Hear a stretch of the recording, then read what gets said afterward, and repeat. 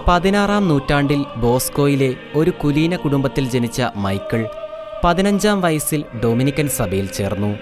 പഠനത്തോടൊപ്പം പ്രാർത്ഥനയും പ്രായശ്ചിത്തവും ആശാനുഗ്രഹവും ജീവിതശൈലിയാക്കിയ മൈക്കിൾ 36-ാം വയസ്സിൽ പുരോഹിതനാവുകയും 16 വർഷം വിദ്യാർത്ഥികളെ തത്വശാസ്ത്രവും ദൈവശാസ്ത്രവും പഠിപ്പിക്കുകയും ചെയ്തു.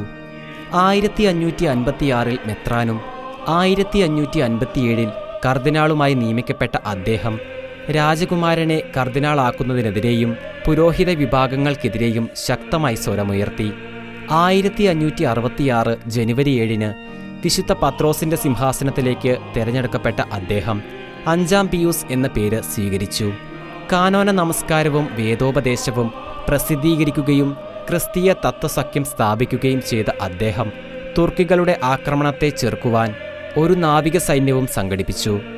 സൈന്യത്തിൽ മാത്രം ആശ്രയിക്കാതെ അജഗണത്തോടൊപ്പം പാപ്പ ജപമാല പ്രാർത്ഥന ചൊല്ലുകയും ഇതേ തുടർന്ന് 1567 ഒക്ടോബർ 17-ന് ലെപ്പാൻഡോ യുദ്ധത്തിൽ ക്രൈസ്തവർ ചരിത്ര വിജയം വരിക്കുകയും ഇതിൻ്റെ അനുസ്മരണാർത്ഥം ക്രിസ്ത്യാനികളുടെ സഹായമേ എന്ന പ്രാർത്ഥന അദ്ദേഹം ദൈവമാതാവിൻ്റെ ലുത്തീനയിൽ ചേർക്കുകയും ചെയ്തു.